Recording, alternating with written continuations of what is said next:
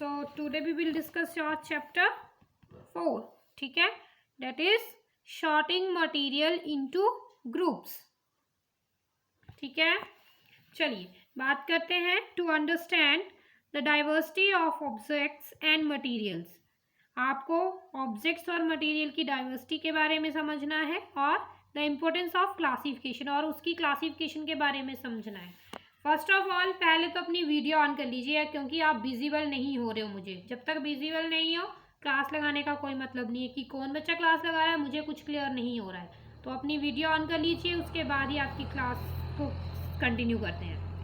Then come on the topic, let's begin. ठीक है, let's begin. Have you noticed and asked yourself why a grocer usually keeps all types of pulses at one place, all types of biscuit together in one corner? बोला जो भी grocer है, ठीक है, आपने देखा होगा हर चीज़ को मेंटेन करके शॉप्स में दालों की बात करी जाए तो एक जगह रखी गई होती हैं, फिर बिस्किट्स की बात करी जाए तो वो एक जगह कॉर्नर्स पे रखे गए होते हैं. देखा होगा आपने, नोटिस किया होगा.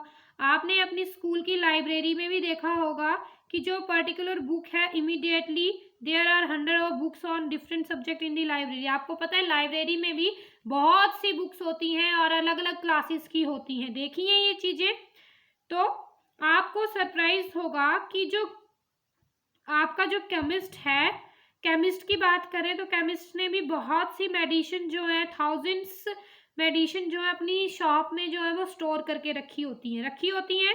इसी तरह जो केमिस्ट प्लेसेस होते हैं, जैसे उसमें ऑल मेडिसिन जो है एक कॉर्नर पे होंगी. जो शॉपकीपर है वो biscuit shops, pulses, shampoos, oils etcetera, उनको सभी को एक जगह पे मेंटेन करके रखते हैं ताकि जब भी कोई उससे मांगने के लिए आए तो वो आराम से उसको क्या कर सके, दे सके. उसको पता होता है कि उसने कौन सी चीज़ कहाँ पे सेट करी होती है. जैसे अभी आप अपने घर पे बात कर लो तो आप लोगों ने, आपको पता होता है कि आपने अपनी कौन सी चीज़ कहाँ रखी हुई है. आप जाके वहीं देखते हो फिर कि ये चीज़ मैंने यहाँ पे रखी हुई है, यहीं से मैं यहाँ इसको क्या करूँगा, उठाऊँगा. ठीक है, तो इन दिस चैप्टर, आप इस चैप्टर में you will learn and understand that is this is primarily done in order to locate a particular object with ease and convenience, ताकि आपको कोई भी चीज़ उठाने में या लेने में परेशानी ना हो. इसलिए आप लोग क्या करते हो, उन चीज़ों को वहीं पे रखते हो जहाँ पे आपको दिक्कत ना हो लेने में. ठीक है, मेंटेन करके रखते हो. Then you will also learn, आपको इसमें ये भी जानना है why do we need to sort the things, and you will also understand that objects and materials can be grouped together on the basis of similarities and differences in their properties.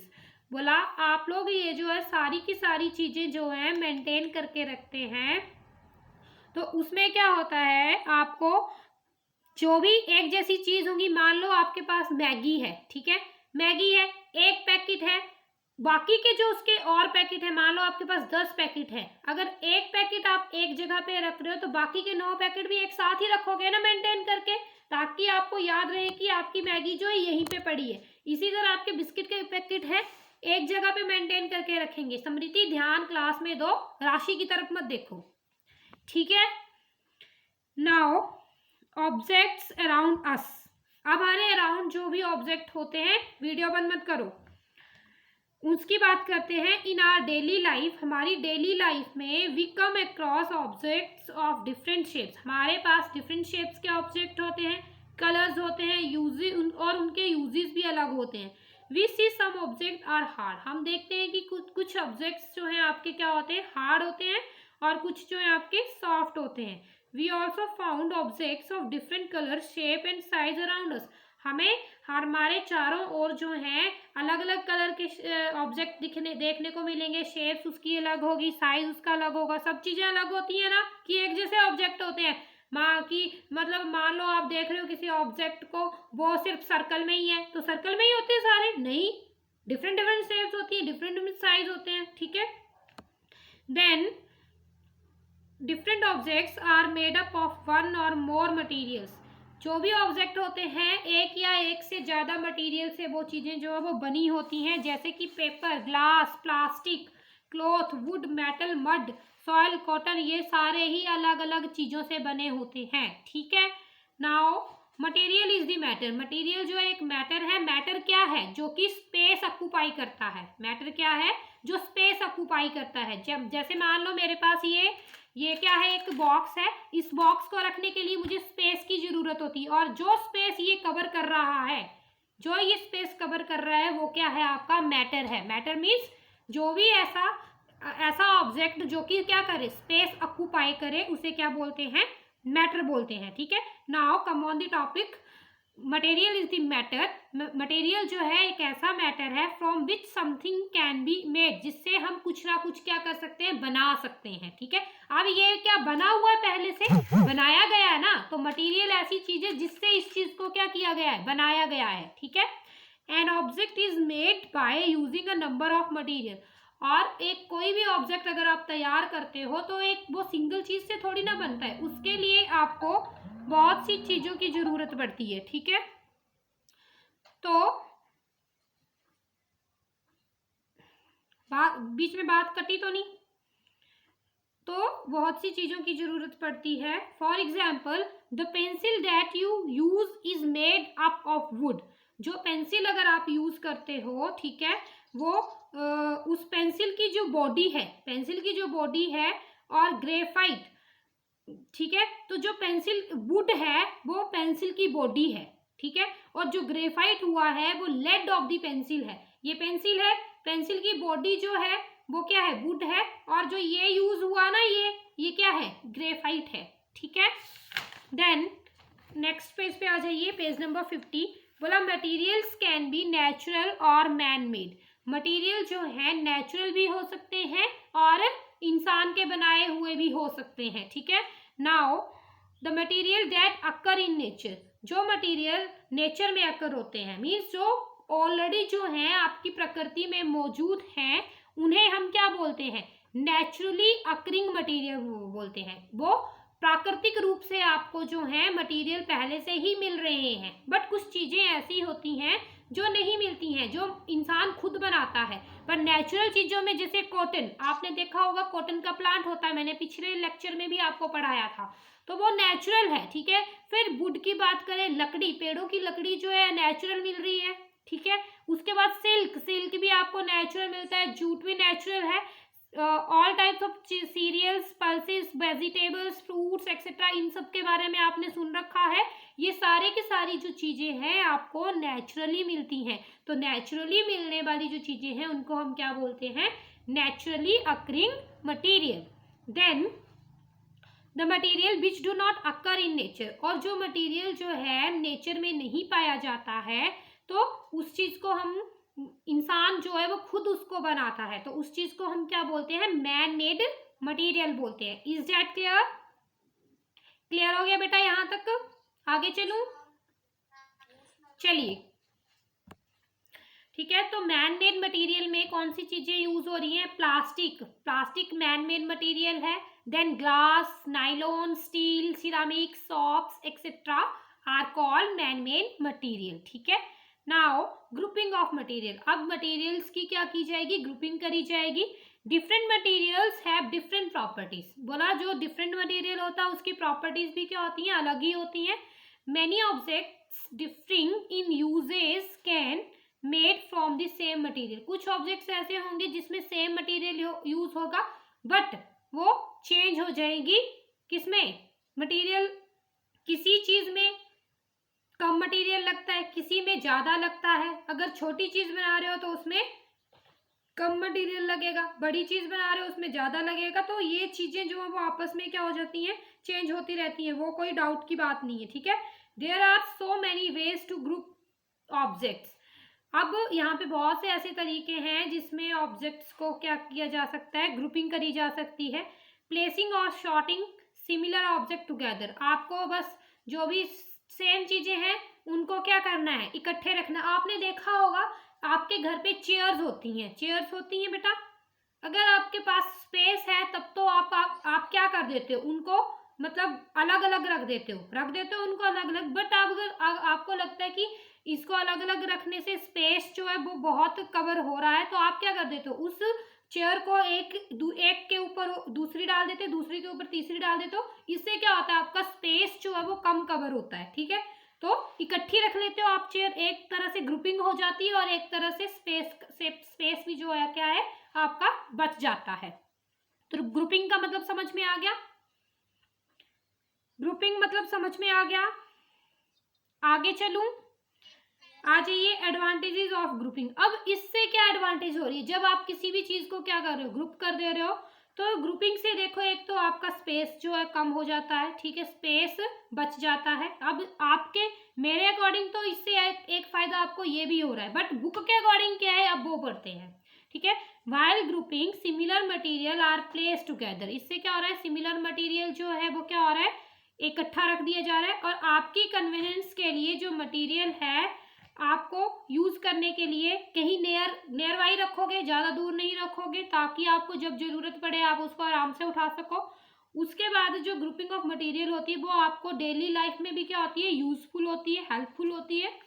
जैसे कि आप किसकी बात करें, grocery की बात करें, grocery में साबुन है, शॉप की बात करें, अगर आपने एक जगह रखा है तो आप आसानी से ले सकते हो, या ऐसा कर दो कि एक साबुन आप एक कमरे में रख दो, दूसरा दूसरे में रख दो, तीसरा तीसरे में रख दो। ऐसे थोड़ी ना रखते हो आप क्या करते हो, ग्रुपिंग करके रखते हो ना। तो ग्रुपिंग करके आप उस सामान को रख सकते हो, पल्सेस को रख सकते हो, cereal, spices, soap, shampoo etcetera, इनको आप क्या करते हो, are place in separate groups, अलग अलग ग्रुप में एक डिफरेंट लोकेशन पे आप इनको क्या कर देते हो, रख देते हो। यहां तक क्लियर हुआ। 54 पे आपने ग्लोसरी दी हुई है आपको। ठीक है, ये ग्लोसरी की सारी चीजें आपने नोट डाउन कर लेनी है अपनी कॉपी में। 54, ठीक है, ग्लोसरी की सारी चीजें नोट डाउन करनी है। एनसीईआरटी के जो भी सॉल्व क्वेश्चन है इनको 1 से लेके क्वेश्चन नंबर 7, ये सारे 7 तक कंप्लीट करने हैं। देन आपने एनसीईआरटी का जो प्रॉब्लम सॉल्व एमसीक्यू क्वेश्चंस हैं ये वाला टॉपिक भी कंप्लीट करना है। ठीक है, इसके बाद ये करना है आपने, यहाँ 11 तक कंप्लीट कर लीजिएगा। और इसके बाद के क्वेश्चन जो हैं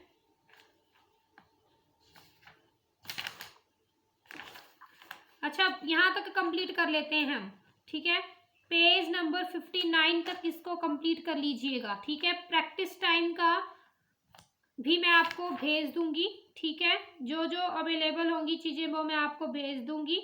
आपने काम जो है वो कर लेना कंप्लीट। ठीक है, टॉपिक जो है आपका कंप्लीट हो जाएगा, बट आपने लिखने का काम कर लेना है। जो भी मैं आपको भेजूंगी वो आपने लिख लेना है, कंप्लीट कर लेना चैप्टर को लिखने में, क्योंकि आपकी क्लास अब नेक्स्ट क्लास आपकी कब होनी है, वेडनेसडे को होनी है।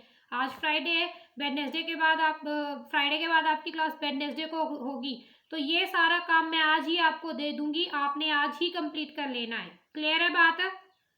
प्रॉब्लम किसी को यहाँ तक? और वीडियो अगर इस काम की थोड़ी सी वीडियो बच भी जाती है, थोड़ा चैप्टर रह भी जाता है, मैं कोशिश करूंगी कि आपको वीडियो प्रोवाइड करवा दूं, तो आपने वीडियो के थ्रू इसको सुन लेना है। पर काम जो है मैं आपको आज ही भेजूंगी, आपने काम आज ही कंप्लीट कर लेना है। किसी को यहाँ पे प्रॉब्लम, किसी को कोई प्रॉब्लम? ओके, कंटिन्यू करें आगे, फिर कंटिन्यू करते हैं। ठीक है, एडवांटेजेस ऑफ कहाँ पे पहुंचे थे? हाँ, सिमिलरली आप केमिस्ट के पास जाएंगे तो उसने भी अपनी मेडिसिन्स को अल्फाबेटिकली ऑर्डर में क्या किया होता है, अरेंज करके रखा होता है। कंपनी का नेम भी उसमें होता है, तो उस हिसाब से उसने अरेंज किया होता है, और वो रैंडमली उठाता है और आपको जिसको भी जब भी जरूरत पड़ती है वो तब उठा के उसको दे देता है। ठीक है, now come on the page number 51, properties of material. तो प्रॉपर्टीज ऑफ मटेरियल में क्या बताया है, we can classify the material on the basis of their property. हम मटेरियल को क्या कर सकते हैं, क्लासीफाई कर सकते हैं उनकी प्रॉपर्टीज के बेसिस पे। अगर प्रॉपर्टीज जो हैं, it is the properties of a substance, ये सब्सटेंस की प्रॉपर्टीज हैं, that determine its importance to us, जो हमें बताता है इसकी इम्पोर्टेंस के बारे में। We have to choose material, हम मटेरियल चूज करते हैं विद द राइट प्रॉपर्टीज, जिसकी प्रॉपर्टीज अच्छी होती हैं उसे हम चूज करते हैं। वेस्ट करता है on what we want to use it for, कि आपने इस चीज़ को पहले भी यूज़ किया है या नहीं किया। उस बेस पे आप, अगर आपको कोई चीज़ अच्छी लगती है तो आप उसको बार बार लेना पसंद करते हो ना पसंद। उसी तरह से प्रॉपर्टीज जो हैं जिसकी अच्छी होती हैं उसी चीज़ को हम ज़्यादा लेना पसंद करते हैं। जो आपको अच्छा नहीं लगता है उसको आप नहीं लेते हो। तो डिफरेंट टाइप्स ऑफ मटेरियल जो है, डिफरेंट टाइप्स ऑफ मटेरियल की डिफरेंट प्रॉपर्टीज होती हैं, जैसे कि अपीयरेंस, ठीक है, सॉल्युबिलिटी, ट्रांसपेरेंसी, कंडक्टिविटी और बिहेवियर टुवर्ड्स मैग्नेट एक्सेट्रा। ये सारी की सारी उसकी क्या है, प्रॉपर्टीज हैं। इतनी बात समझ में आई? इतनी बात क्लियर हुई? नाउ अपीयरेंस के बारे में बात करें तो अपीयरेंस क्या है? ऑब्जेक्ट्स अराउंड अस, हमारे चारों ओर जो ऑब्जेक्ट्स हैं, look very different from each other, वो बहुत ही क्या होते हैं, डिफरेंट होते हैं एक दूसरे से, ठीक है। दिस इज बिकॉज, इसका कारण ये है कि जो नेचर का जो मटेरियल है जिससे वो क्या बनते हैं, नेचर का जो मटेरियल है उसके कारण वो क्या होते हैं, एक दूसरे से डिफरेंट होते हैं। जैसे आयरन की बात करें, लोहा आपने देखा है सबने, आयरन की बात करें तो वो आयरन जो है गोल्ड से क्या होता है, डिफर होता है। गोल्ड भी आपने देखा है, लोहे और आयरन में बहुत ज़्यादा फर्क है, दोनों ही आपस में डिफर है। But at the same time, किसी सेम टाइम पे अगर आप मेटल्स की बात करें केयरफुली, जैसे such as iron, silver, gold, aluminium, तो इनकी प्रॉपर्टीज जो होती हैं वो क्या होती हैं, सेम होती हैं। लोहे की बात करें तो लोहा क्या है, लोहा भी चमकता है, शाइनिंग करता है, और आपका जो गोल्ड है वो भी शाइनिंग करता है। तो प्रॉपर्टीज क्या है, सेम है। जैसे अगर आपकी किसकी बात करें, जैसे आप इंसानों की बात की जाए, ठीक है, इंसान दिखने में रंग रूप तो इनका क्या है, अलग है, ठीक है, रंग रूप इनका अलग है। बट किसी की दो आंखें हैं, सबकी दो आंखें होती, नाक है, ठीक है, लिप्स है, एयर है, मीन्स प्रॉपर्टीज क्या है, सेम है, ठीक है। तो उस चीज की बात कर रही है, अपीयरेंस की बात कर रहे हैं, ठीक है। अगर साइन ऑफ द मटेरियल को, अगर कोई भी मटेरियल क्या कर रहा है, आपका शाइन कर रहा है, तो उस चीज को हम क्या बोलेंगे, लस्टर बोलेंगे। मीन्स लस्टर मतलब चमक की बात हो रही है, ठीक है। Then material that have shine on them are called lustrous material.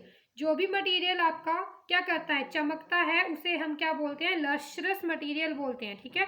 तो लस्ट्रस जो है also determines the economic value of a substance. Lustre जो है आपकी इकोनॉमिक वैल्यू को क्या करती है, डिटरमाइन करती है। मेटल्स जो होती हैं वो लस्ट्रस होती हैं, क्योंकि सारी की सारी मेटल्स जो है वो चमकती हैं, तो उसको हम क्या बोलते हैं, लस्ट्रस बोलते हैं, ठीक है।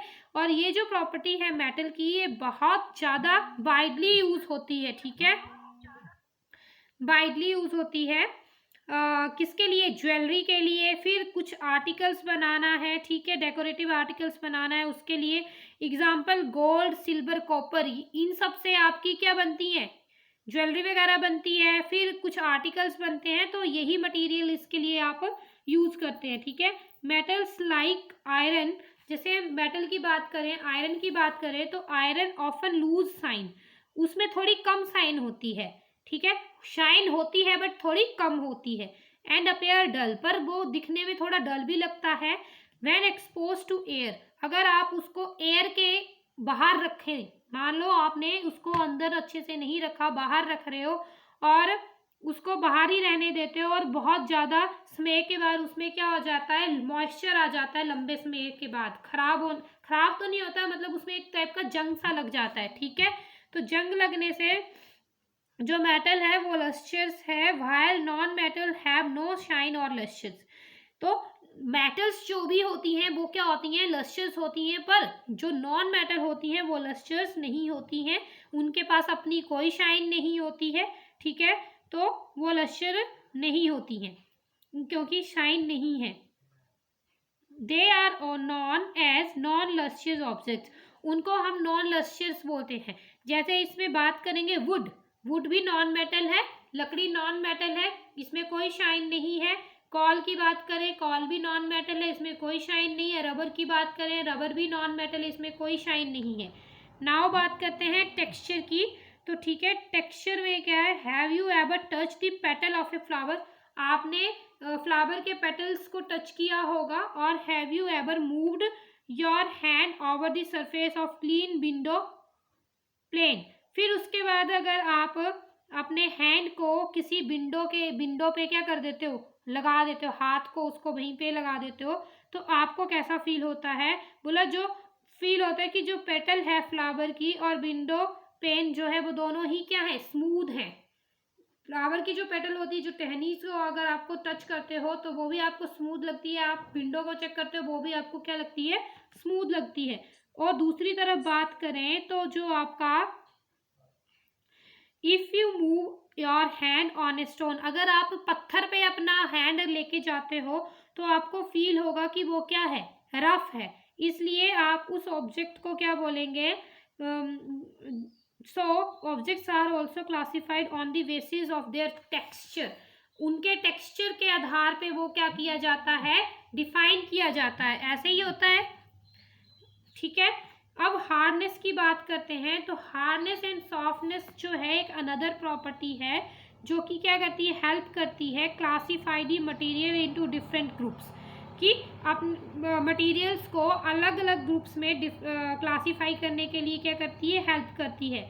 Material that can not be compressed, ऐसा मटेरियल जो कंप्रेस ना हो, मीन्स इस तरह से दबाया ना जाए, ना ही वो स्ट्रेच हो इजीली, उस चीज़ को हम क्या बोलते हैं, हार्ड मटेरियल बोलते हैं। जैसे कि आयरन की बात करें, आयरन क्या कंप्रेस होता है, नहीं होता है। कॉपर कंप्रेस होता है, नहीं होता है, हार्ड होता है, इसलिए उसे हम क्या बोलते हैं, हार्ड मटेरियल बोलते हैं, ठीक है। तो ऐसे जो मटेरियल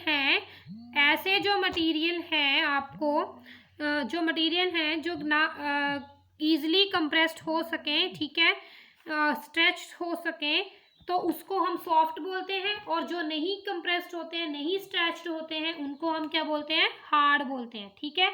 यहाँ तक चैप्टर क्लियर हुआ? यहाँ तक क्लियर हुआ?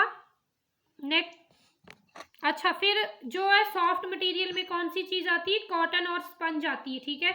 तो इसको अभी तक हम यहीं तक करते हैं, सॉल्युबिलिटी से लेके लास्ट जो भी बचा है आपका, उसकी मैं एक वीडियो बना दूंगी, वीडियो में आपको भेज दूंगी, उसमें से आपने ये चीज़ कवर कर लेनी है, ठीक है। ठीक है बेटा, चलो ठीक है फिर, ओके बाय, टेक केयर। काम भेज दूंगी, कर लेना है काम, ठीक है ना। Okay bye.